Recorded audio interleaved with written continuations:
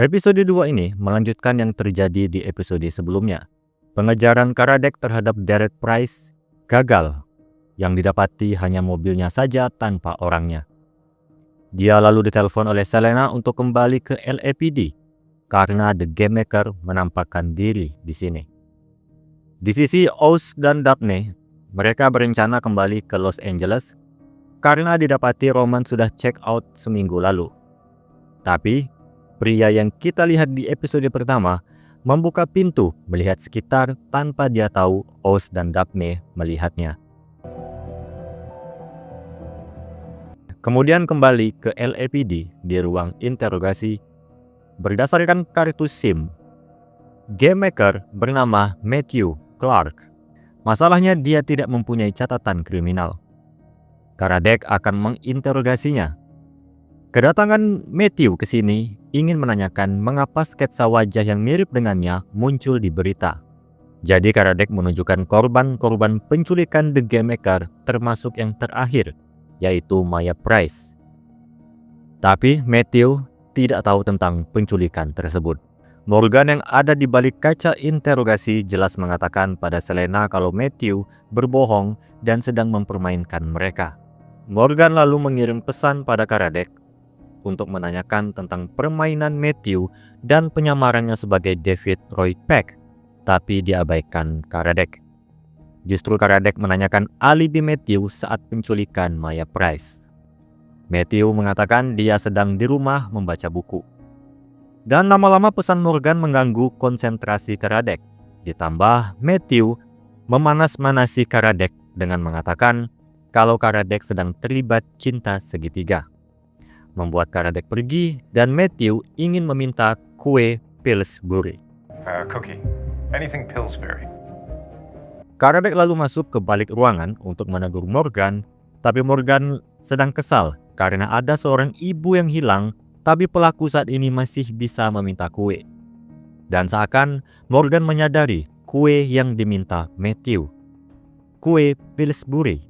Permintaannya terlalu spesifik ke sebuah strategi bernama The Pillsbury Variation dalam Queen Gambling Decline di permainan catur.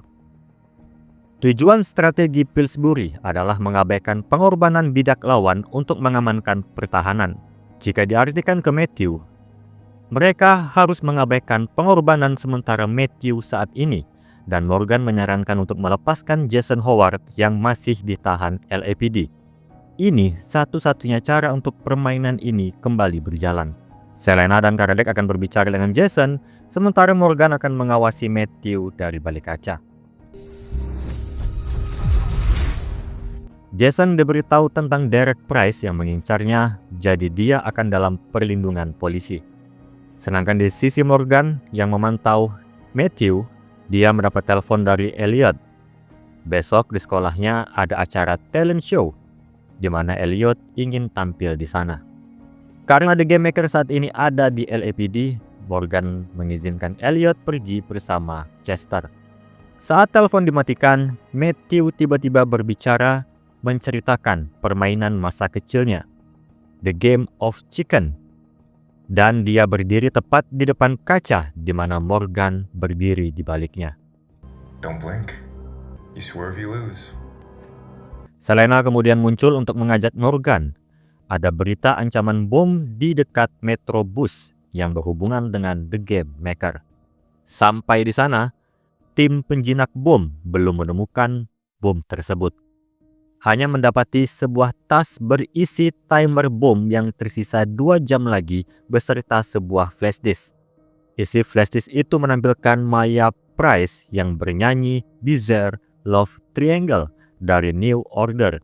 Karadec sadar itu sebabnya Matthew menyebutnya sedang terlibat cinta segitiga saat interogasi sebelumnya. Karena ini video rekaman, tidak bisa membuktikan Maya masih hidup kepada Derek. Bom tersebut kemungkinan tidak berada di sini. Morgan melihat tas tersebut yang bertuliskan Helen of Monaco. Sebuah merek tas baru tapi jahitannya tidak rapi. Morgan menarik jahitan lepas tersebut sehingga perlahan jahitan berubah menjadi Hello Morgan. Kembalilah ke LAPD, Morgan mendapat telepon dari Oz. Mereka sedang mengikuti pria yang keluar dari kamar Roman dan sedang mengintainya. Oz mengirim foto pria itu yang baru keluar dari sebuah bangunan dan Morgan mengatakan pria itu bukan Roman Cinquera. That's not Roman. Oz dan Daphne akan tetap mengikuti pria tersebut untuk mencari tahu kenapa dia menyewa apartemen dengan nama Roman Cinquera. Kemudian Selena gantian menginterogasi Matthew Clark. Matthew justru mempersilahkan LAPD untuk mengecek semua, termasuk apartemennya. Maka selanjutnya tim akan mengecek apartemen Matthew. Morgan yakin ada clue yang ditinggalkan Matthew di sini. Dia ingat alibi Matthew saat penculikan Maya. Matthew sedang membaca buku di apartemen. Jadi Morgan mengecek rak-rak buku dan melihat satu buku yang terbalik. Buku tentang pria penyelamat dunia, Stanislav Petrov. Dia adalah kolonel Soviet pada Perang Dingin yang berjaga di pusat komando peringatan nuklir. Saat itu ada peringatan serangan nuklir dari Amerika Serikat. Karena merasa janggal, dia memutuskan bahwa peringatan nuklir itu palsu. Dan benar. Andai dia melaporkan peringatan itu, bukan memutuskan sendiri, maka jelas akan terjadi perang dunia nuklir. Intinya, Matthew, sang The Game Maker, ingin menyatakan ini adalah perang. Karadec meragukan itu dan mengatakan sampai salah satu dari kita berkedip. Kata-kata itu menyadari Morgan sesuatu. Dia meminta untuk melihat rekaman Maya. Matanya tidak sekedar berkedip tidak teratur. Dalam Perang Vietnam, ketika naval officer Amerika ditangkap, salah satunya dipaksa untuk membuat video untuk menyatakan kalau para tahanan diperlakukan baik. Tapi nyatanya, officer itu menyampaikan pesan sesungguhnya dengan kode Morse melalui kedipan mata yang menyatakan sebenarnya kalau para tahanan disiksa. Hal itu sama yang terjadi pada Maya Price. Kedipan matanya berupa kode Morse dan Karadec mencoba menerjemahkannya. Bukan sebuah tulisan, tapi angka 2492. Morgan menjawab itu adalah 2492 Blue Jay Way, alamat rumah Jason Howard yang mereka datangi sebelumnya. Kembali ke LAPD, Karadec dan Morgan harus melihat Matthew Clark, sang The Game Maker, dengan bukti yang tidak kuat untuk menuduhnya, dia dibebaskan. Karadec dan Morgan kemudian pergi ke tempat Jason. Morgan berdebat dengan Jason tentang arti kode Morse yang mengarah ke rumah Jason. Dan saat itu juga, timer bom sudah mencapai titik untuk meledak. Dan yang meledak adalah mobil Karadec. Kembali lagi ke LAPD, di mana Jason diminta untuk berlindung di sini. Tapi Jason menolak. Bagaimana Selena menjaganya sedangkan bom itu hampir membunuh anak buahnya. Sekarang Jason memesan private security, tidak dalam perlindungan LAPD lagi. Tim pun sadar maksud perbuatan The Game Maker menaruh bom di mobil Karadec dengan meledak di luar rumah Jason. Itu membuat Jason meragukan kinerja LAPD dan menghentikan perlindungan LAPD kepadanya. Sedangkan di sisi Jason, kita diperlihatkan dia sedang pergi di mana Derek muncul untuk mengikutinya. Sekarang rehat sejenak ke sisi Morgan kembali ke rumah. Dia ingin melihat Elliot, apa yang ingin ditampilkannya di acara sekolah besok. Meskipun Elliot memilih merahasiakannya, sebagai seorang ibu, Morgan memberi semangat kepada Elliot untuk tampil dengan baik, tidak peduli reaksi orang-orang. Elliot tidak masalah, andai penampilannya gagal dan dibully. Terkadang, kalah adalah strategi untuk memenangkan peperangan. Morgan pun menyadari sesuatu dari perkataan Elliot. I gotta go. Where? Play a game of chicken. Morgan pun pergi menemui Matthew Clark dengan menyatakan menyerah. The Game of Chicken, permainan yang Matthew sebut saat di ruang interogasi. Dua pihak saling berhadapan. Siapa yang mundur dianggap kalah. Maka itu, Morgan mengakui kekalahannya dan mengakui Matthew lebih cerdas dibanding dirinya. Tapi yang didapati, Matthew tetap menjawab tidak tahu tentang Maya Price. Hal itu mengecewakan Morgan. Dia sangka dengan kalah adalah cara untuk menang, tapi nyatanya tidak. Sebelum pergi, Matthew menyarankan Morgan untuk melewati tangga karena lift di sini sering rusak. Di LAPD, Selena mendapati lokasi Derek berdasarkan kartu kreditnya. Jadi tim akan pergi menuju Derek yang diyakini mengarah pada Jason. Dan di saat bersamaan di sisi Jason yang berada di salah satu hotel untuk berlindung, Derek sudah menunggu di salah satu kamar. Kembali ke Morgan yang menuruni tangga, dia ditelepon Karadec untuk menyusul. Tapi Morgan mendengar lagu Bizarre Love Triangle di salah satu kamar. Morgan menyuruh Karadec untuk tetap menuju Jason dan Derek, sedangkan dia akan membuka pintu tersebut. Mereka pun masih terhubung di telepon, di mana Karadec sudah sampai di hotel. Dia menuju kafe di rooftop melihat Jason di sana. Posisinya bersamaan dengan Derek yang muncul untuk menyandra Jason. Morgan juga berhasil masuk ke kamar tersebut dan menemukan Maya Price. Dan melalui telepon, Maya diminta Morgan untuk menceritakan apapun untuk meyakinkan Derek kalau Maya masih hidup. Maya pun menceritakan detail pernikahan mereka, membuat Derek percaya dan menyerahkan diri.